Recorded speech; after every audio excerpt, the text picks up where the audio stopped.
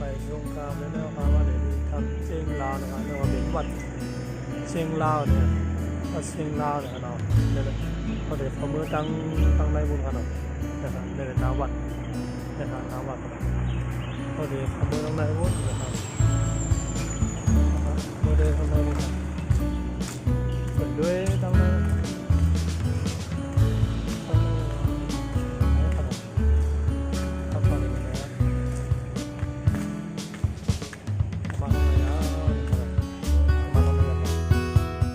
เหมือนเดี๋ยวนึงเขาก็มาต้องได้ย้อนหนึ่งกันเนาะทำเอาการที่เขาไม่ได้ด้วยได้ทำเจียงลาวเนี่ยเนาะได้ทำเจียงลาวเนี่ยเนาะทำมาต้องกันเนาะทำมาโดยทำร้องเนี่ยกันนะในว่าเป็นปลายมันกันเนาะปลายมันเป็นจีว่าทั้งเนื้อกันทั้งเนื้อเนี่ยกันเนาะนี่ครับมาครับคำแนวการที่เขาด้วยทั้งเนื้อกันเนาะทั้งเกี่ยวเนี่ยทั้งวิหารนะครับเนาะเอาเดี๋ยวต้องเดินกันเนาะมาดูกันเนาะมาดูจังหวะยาวกัน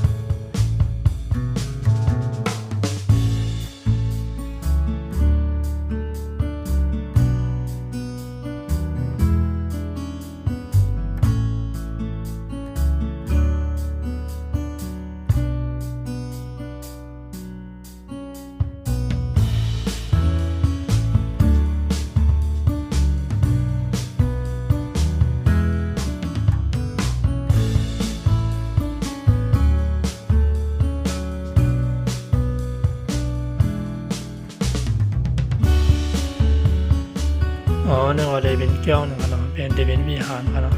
เนี่ยครับดังบนได้เป็นแดงซิมนะครับเนาะเป็นซิมนะครับ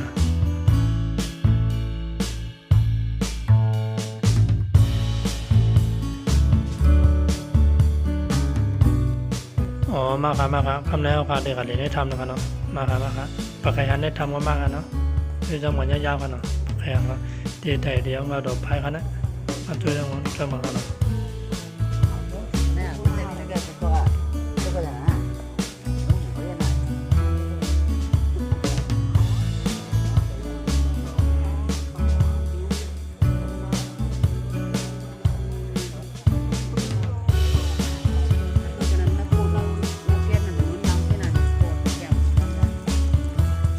เนี่ยว่าจะเป็นพวกนำตำเข้านะครับเนาะ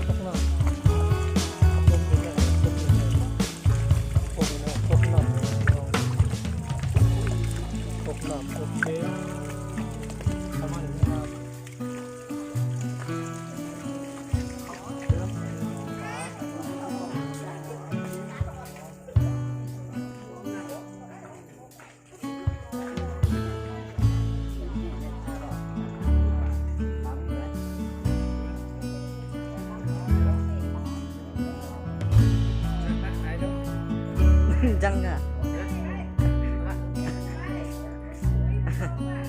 ก่อนนะ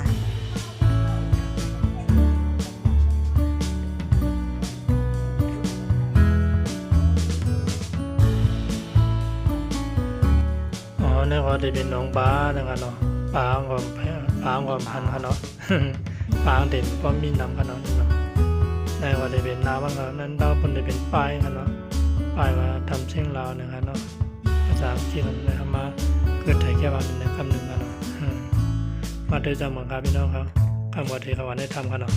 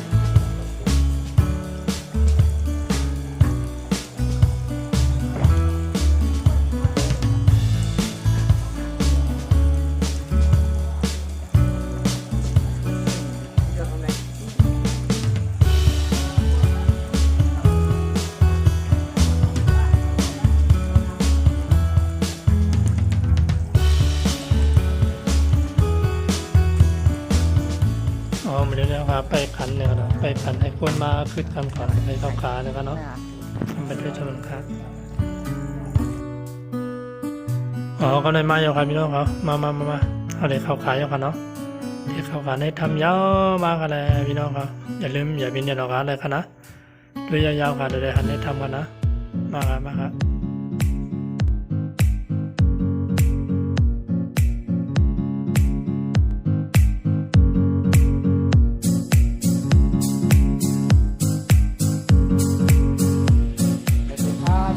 พี่น้องใต้ตั้งชื่อค่ะครับว่าเราก็เลยเราชื่อหน้าวันนั้นใครหมามันเจ้าเมย์วันนั้นหมามันเจ้าเมย์เราใครที่ดีวันก็หมามันเจ้าเมย์แล้วนี่ก็มันเกี่ยวอะไรเกี่ยวกาวกาวนะ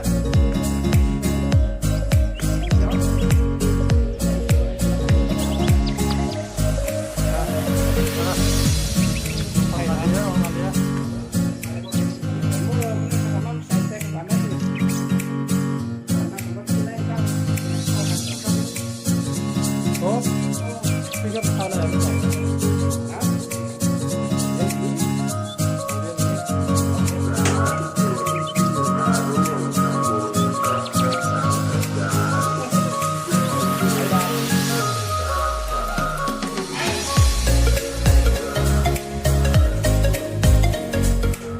มาครับเขามาในทางยาวครับพี่น้องเขามาครับมาเลยด้วยจำกันนะครับเนาะยาวหนักนะครั้งนึงทำเลยครับเนาะทำเลยเขายาวหนักเนาะใหญ่กว่าข้างหนักเนาะข้างหนักด้วยจำกันเนาะตัวยาวจำกันเนาะ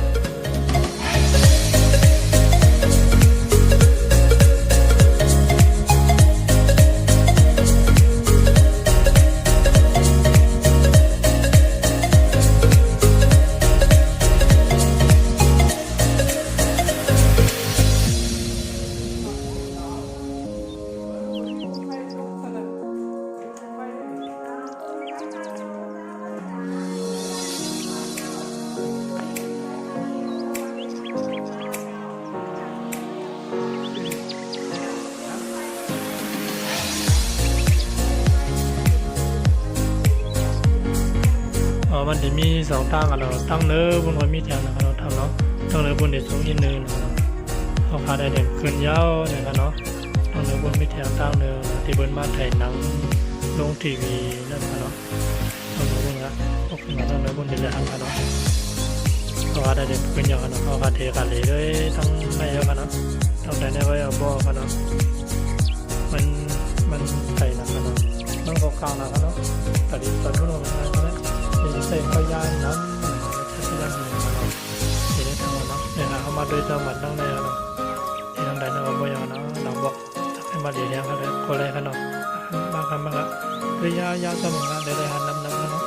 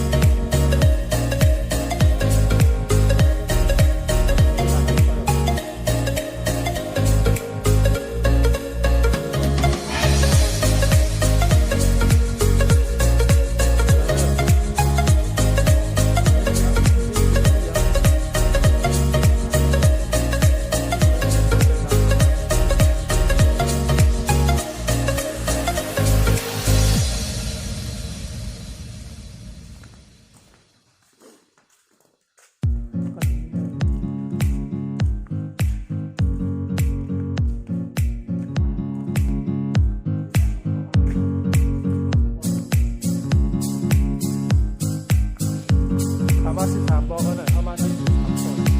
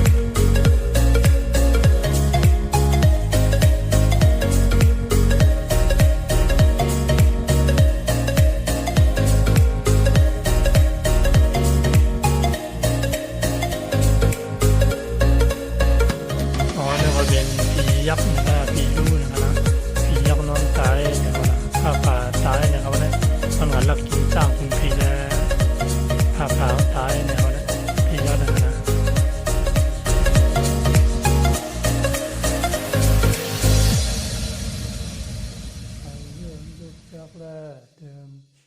เดิมไว้หน้าที่ขึ้นตามประวัติยักษ์ตัวนี้ตัวเทวราช